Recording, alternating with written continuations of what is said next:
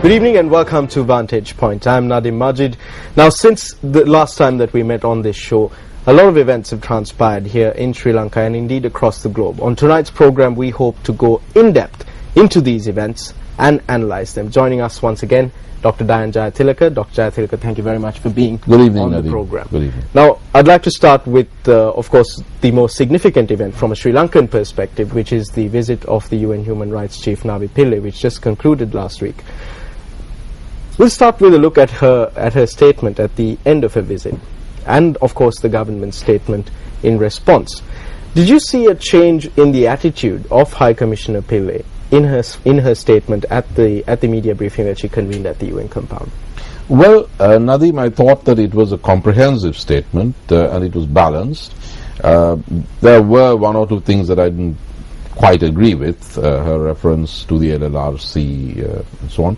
But all in all, it was a good statement. It was very strongly and explicitly critical of the LTTE. It had an admonitory message for elements of the Tamil diaspora. The statement about the LTTE, she'd actually referred to the LTTE as a murderous organization. Murderous, ruthless. Murderous, ruthless. These very strong adjectives that she was using. Dr. Jayatilleka, you have dealt with High Commissioner Pillay personally in the past. Indeed. Is this do you see a shift in her attitude towards the LTTE?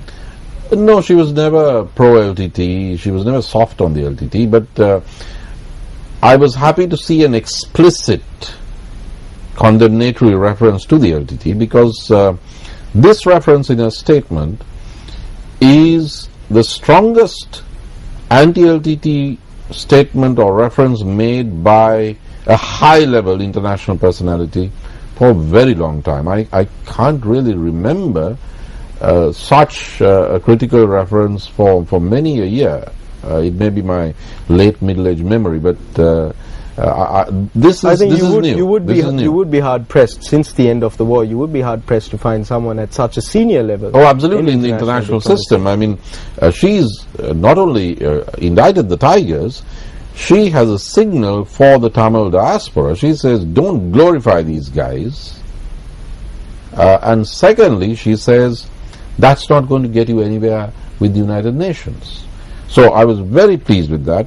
It's very important, and I wish the government of Sri Lanka had picked that up rather than trashed her by the next morning for some of the critical remarks that she had made, because this is far more important, this explicit condemnation of the Tigers and the message of the diaspora. It's far more important to the government. Yes, one would think so. The statement was also important because it was not front-end loaded with the old incantation of war crimes, crimes against humanity, and the need for an international inquiry. She does mention that, but it's more nuanced, which is important. And there are some very important criticisms of the human rights situation in the country as a whole. So I'm glad she has not seen it purely from the point of view of the former conflict areas, but she's taken the island, the country as a whole. And that more holistic perspective is something positive. I was of course struck, as was the international press, by the reference to the more authoritarian direction in which she perceives Sri Lanka as heading. So all in all, except for a reference to the LLRC where she says that the LLRC sidestepped the issue of war crimes and an inquiry. That's not true, because the LLRC report has densely argued a thick chapter precisely on allegations of war crimes and crimes against humanity. But that apart, that's a minor criticism I have to make. I think all in all, it was a very significant statement and well put together. Dr. Jayatilleka, with regard to the statement that was picked up by the media both here and internationally, where Ms. Pillay said that Sri Lanka is moving in an authoritarian direction, in its response, the government, in an official statement posted on the official government website, the government says that as an international civil servant, Ms. Pillay has exceeded her mandate by making a political statement. Do you think that she has exceeded her mandate by making a statement that Sri Lanka is heading in an authoritarian direction? Well, she said an increasingly authoritarian direction. Increasingly. Yeah. Well, as an international civil servant, she has a job to do. She is the number one official tasked within the international system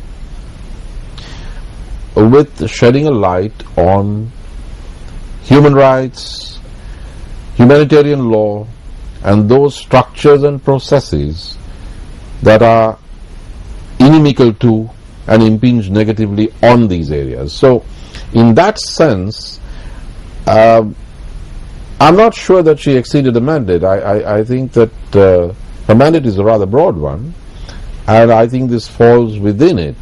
But if the government of Sri Lanka feels strongly that she did exceed her mandate, well, there is something that can be done about it. And that is, as they say, run it up the flagpole and see who salutes. Say it in the council, try to move a resolution of censure against the High Commissioner for exceeding a mandate as an international civil servant. You can take it up in Geneva, you can take it up in New York, and see what kind of support that gets.